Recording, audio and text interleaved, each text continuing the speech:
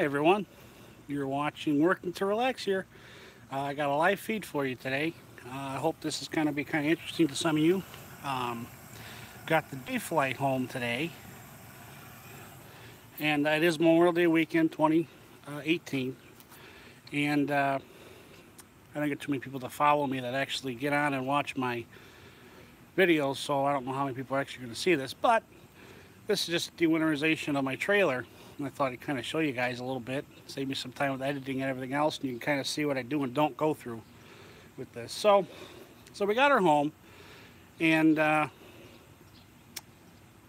she needs a good wash, but I don't have the stuff here to wash it, because as you can see, something, if you've ever seen my other video, something's missing here. Yeah, that pad there where the little trailer is, that's actually for our new shed. We sold the other shed. The new shed should be here Tuesday, Wednesday. So everything that was in that, there's some of that stuff in the trailer still. There's stuff in the house. There's stuff over in public storage. Stuff in the bed of my truck.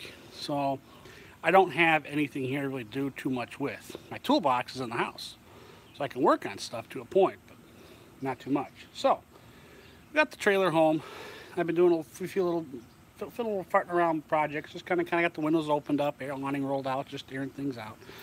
Right now, what we're doing here is I've got the garden hose in the fresh water fill. It's just the old-fashioned sprayer style thing in there. Doesn't fill very fast, but that's okay. We're going to fill that bad boy up. We're going to get the water heater. Oop, I locked it. I locked it.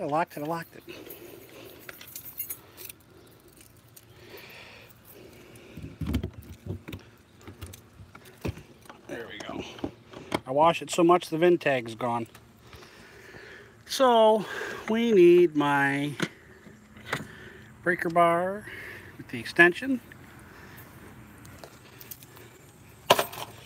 water heater plug, put that bad boy in there.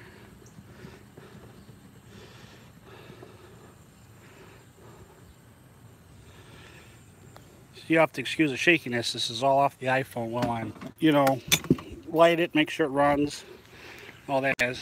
We need to get some juice here because I'm working on some battery stuff with this thing and just haven't worked it all out right now. So even all my lawn equipment is sitting out here in the yard. Nothing's really put away. Everything's just kind of wherever I can put it. So,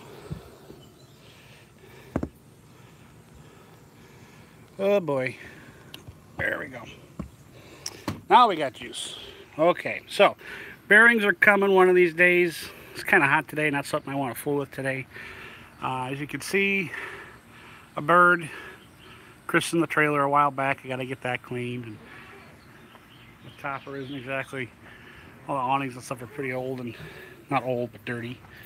The sides, you got a lot of streaks and stuff. This will all clean up real nice. She's washed in a coat of wax. Got to sand and paint the bumper one of these days, and she's 10 years old. She's a good old trailer. So you can see we got the Moride steps here out. Got the awning set up here, and let's take a walk inside. Oh, this here compliments of my grandfather. Newspaper for campfires.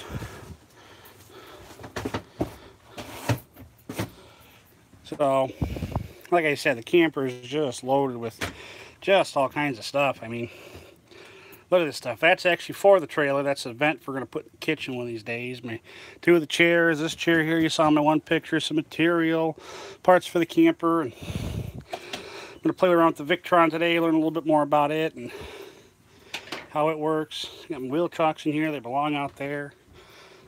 Oh yes, I found center caps for the flight for the new rims. Chrome, $5.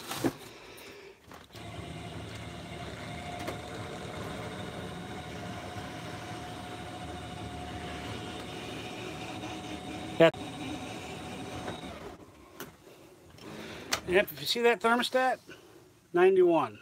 Lucky for me, it doesn't feel like that, so I'm going to put the fan on for sake of some moving air. Look at that damper. Man, that sucker's just going 240, man. So anyway, so we've got the faucets turned on.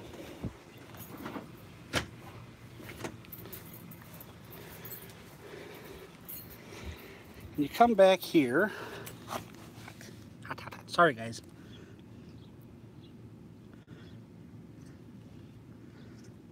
Non-toxic and supposed to be environmentally safe. So now we've got all the faucets open. All that water in the lines is just drained out. So close that one, close that one.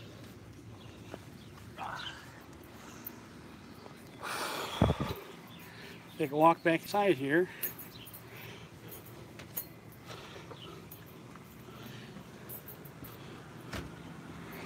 Let's see how we're doing. Oh, we're about a third. Gray tank's empty. Oh, black tank, I'm sorry, is empty. Gray tank's a third. That's odd because I haven't used it. Battery says full, but the Victron says we're putting out 13.18. So it's charging good. Yeah, let's see if we can get in there. You see just barely see the bypass valves. I don't have a flashlight with me, so you're going to have to take my word for this. But we're just making sure it's still bypassed. So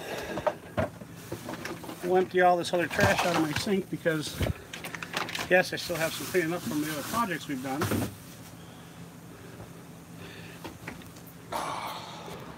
Let you guys have a look at me rather than the trailer now.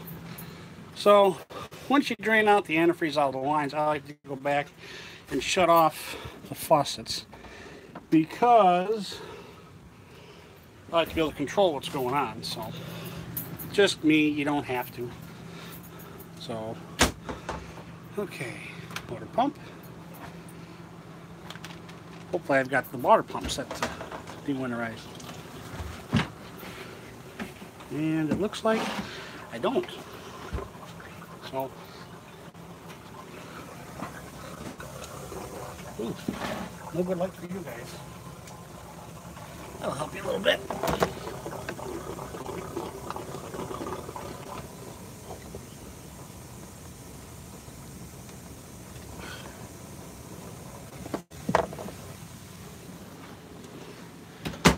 There we go.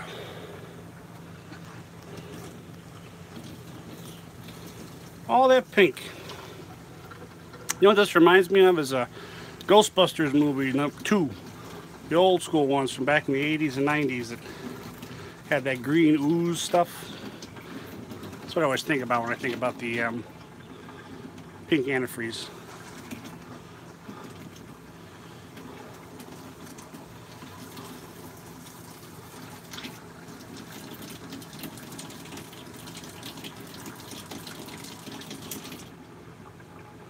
For some reason, while this tank is filling, this pump has a hard time priming. I don't know why, it just does.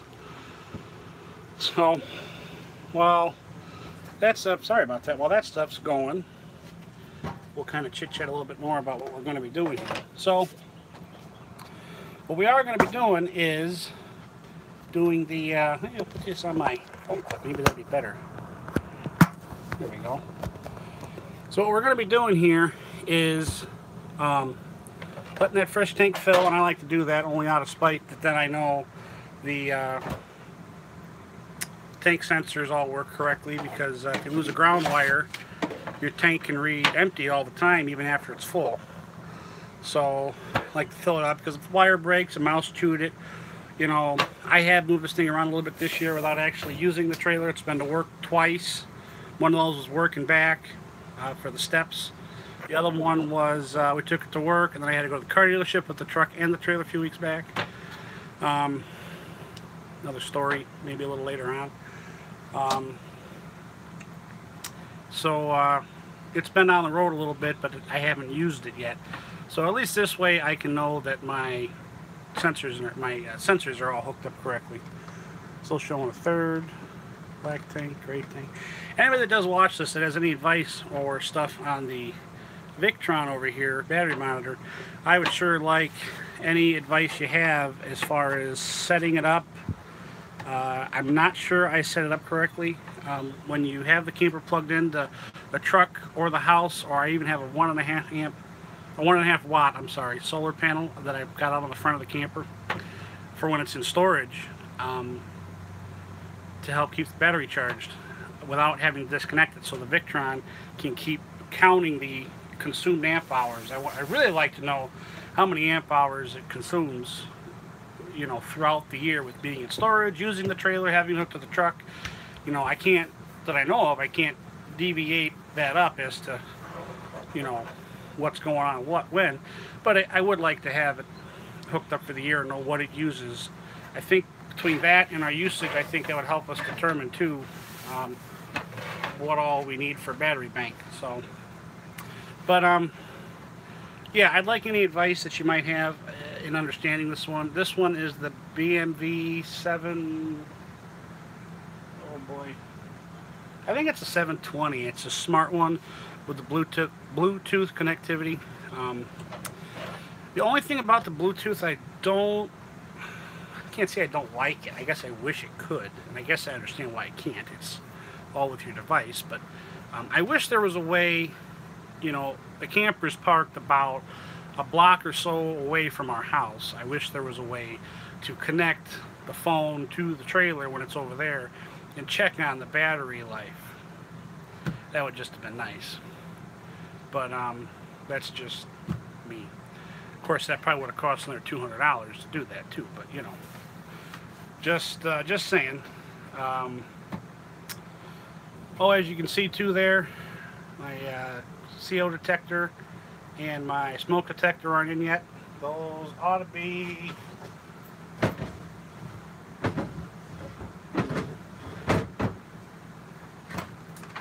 oh, there they are.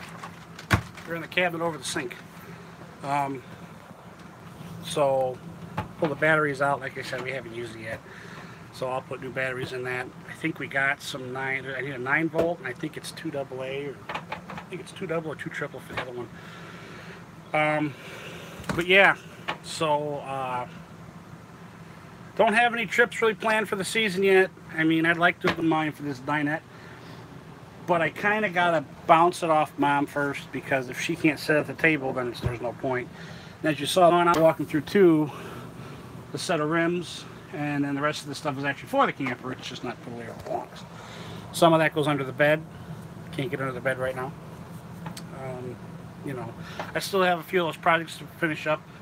I should have picked up some stuff to do that. Money's a little tight right now, and that's a long story why.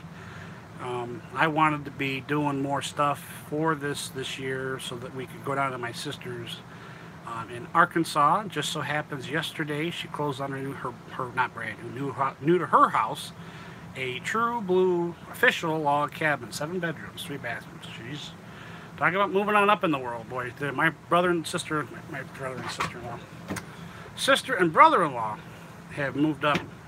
Very nice house with their 2 kids, them and the 4 dogs.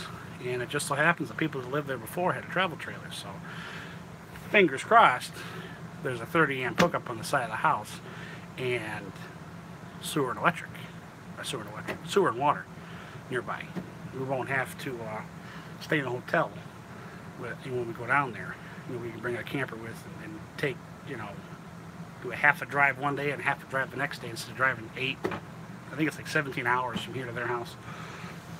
Might be closer than that. I haven't done the numbers yet. I don't think so. She's in Little Rock, about 20 minutes south of Little Rock, Arkansas. So it's to the point that I was seriously considering jumping in my truck with Mom and shooting down there today to help them unpack tomorrow, because my brother-in-law and my sister have all that to do by themselves because they have no help down there, unfortunately. I wish I knew enough people on Facebook here, and between Facebook, YouTube, and Instagram, people in the area down there. It would have been nice. I could have sent them over to help them unpack, just to, you know, give them a little help, because I try to do what I can for the whole family, and I just can't be in 10 places at once. So where are we at here with this tank? Yep, we're flashing full. It's just not full yet. 3/4 of a tank. So, try to keep my head in front of that light for you. Oop, there it goes. There it goes. Come on. Spitter, sputter, spitter, sputter.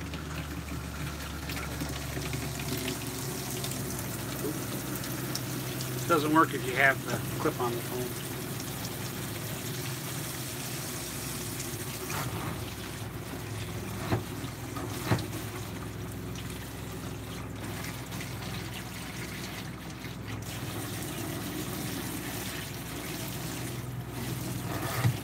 In fact, the last time I did a video in here, besides the Victron, was last year. Last year's video was I put this sink in. We haven't even used this sink yet. So we got hot and cold water there. No spittering or sputtering. Come in here to the bathroom.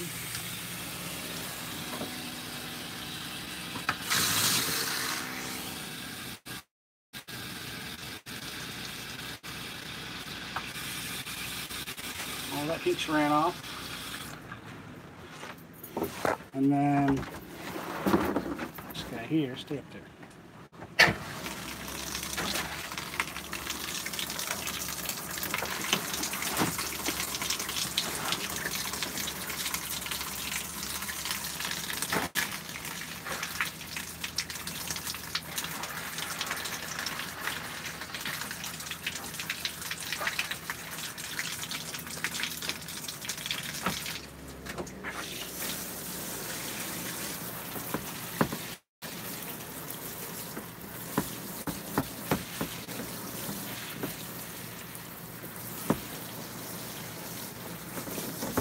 Trying to wash some of that dirt out of there and that rug. Okay, and then I'm not going to show you this one. You're going to have to take my word for it. But again, sorry about the shakiness. You ought to know what that sound is. Yep, that's the potty. So that's all drained out. Go back down here and do my bypass valves, put it in a normal service. For those of you that don't know, that would be when you're using the trailer. And for something else, you folks, if you didn't know this or not, maybe your dealer didn't tell you this, or maybe you bought your camper secondhand. But when you're filling your water heater, really that pressure relief valve on the outside of the water heater, little bitty tab that just kind of hangs down, you know what I'm talking about, right above your burner. That is not the proper way to let the air out of your hot water tank. Your best way is to plug it, make sure that thing is shut, and then turn on your faucet here on hot and let it go. What it does, I hear you. What it does is as the tank fills, because your tank, if you picture in your mind, it's kind of like a miniature barrel, like a 55-gallon drum kind of thing. Shrink it down to like 6-gallon barrel, and it's laying on its side, so the top of the tank and around this way. Well, as your tank fills, it gets to the top, there creates a little air pocket at the top of the tank between the water and the top of the tank. Now what happens is if you do it this way, you fill your water heater and let the water come out steady, no more spittering or sputtering. What happens is you still have an air pocket at the top of the tank, and as the hot water heats up and it expands, it then fills up that space. If you use the pressure relief valve outside to fill your tank, what happens is there will be little to no air pocket left, and then when you do have water in it, you heat up the water. What will happen is it will start sputtering out the side there when it does heat up, because it expands. It has nowhere to go, so the pressure relief valve starts to let water just trickle out or dribble out or gush out, depending on how hot the water gets. So just a little tidbit for you if you didn't know that. What I like to do too, and again, I can't do all this stuff right now because I don't have my shed, so I don't have my compressor or none of that stuff. But what I also like to do is take a air blowing tool for your air compressor, Not like for a bicycle, but like just blowing dust off of something or whatever. You can go to Home Depot, Lowe's, Menards, get them. They're real cheap. You know, if you got a little pancake air compressor, even if you have a big air compressor, just make sure your air hose can reach out to the trailer wherever you're at. And the burner tube outside there, if you watch my video on the 92 when I was working on that water heater, I did it on that. Blow out your burner tube, blow out the shutter valve. That's a little slotted. I was always thought it was a shutter valve. That little 1/4-inch nut right there coming off the gas valve, and there's little slots in it, and then it goes around into the burner tube. Oh, sputter and water. Anyways, blow that out real good. Your furnace exhaust and intake, the back side of your refrigerator. If you have an RV refrigerator, I should say. Nowadays, a lot of RVs have residential fridges. On the back side of your refrigerator out there, if you take off the door, the bottom door, so you have the bottom and the top, take off the bottom door and blow that out real good. You know, blow upward towards the ceiling on the back side of the fridge, and watch looking up if the awning's rolled in. If it's on the door side of the camper versus the off door side, which would be driver's side of the camper is your off door.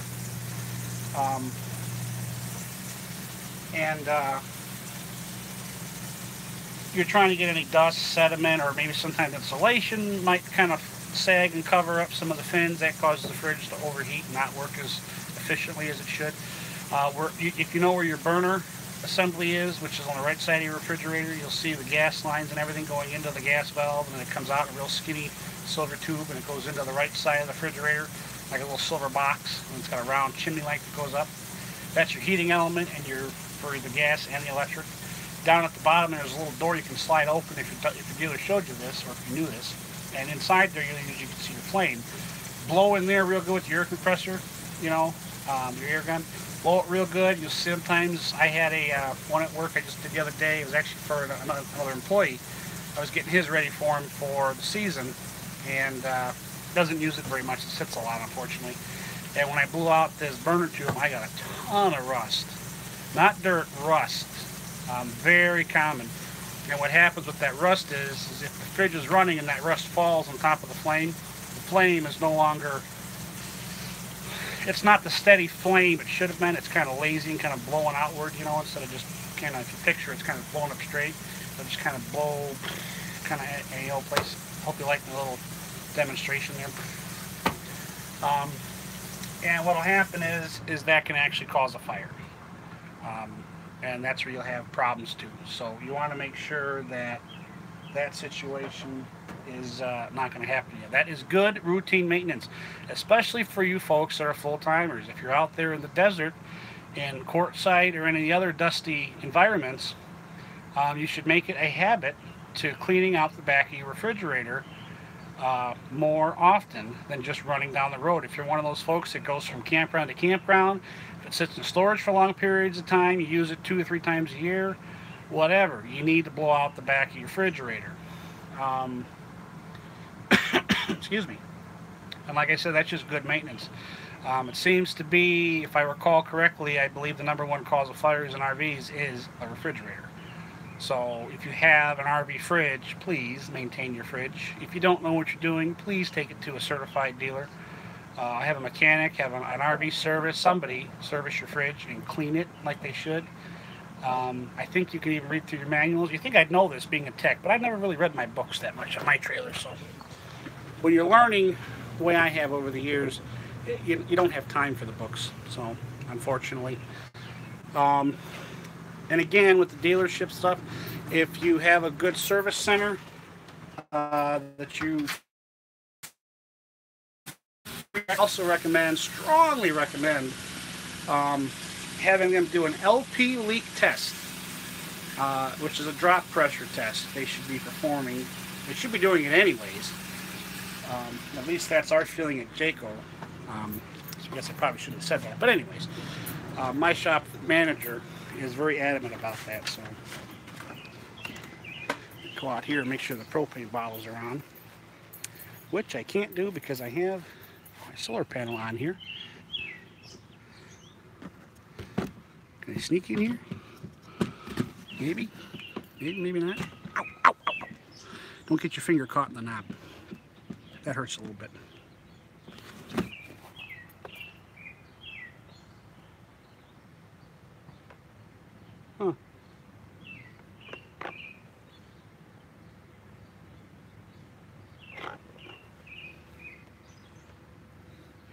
Yeah, we got some new toys here. I'm just learning how they work.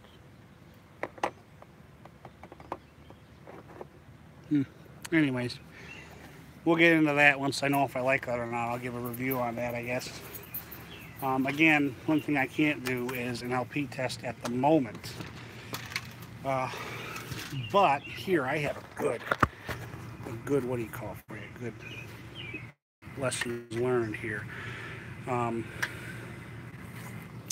So this here, this is the rust, probably from back in there. But again, back in there, oops, sorry, camera, there. Back in there is where you usually see your flame for your water heater. Yeah, blow this compartment, clean out all this dust and dirt here. This stuff should all be blown out. I blow off all this stuff here, all your electronics and stuff. Blow that real good, get the cobwebs off of it, blow all this stuff off. Kind of take your air gun and kind of blow up in here, you know, and just like that, just kind of keep going back and forth like that. Excuse the shaking, sorry. Because again, you are trying to get any and all the dust and dirt and crap out so that you get good airflow going up to your vent. Some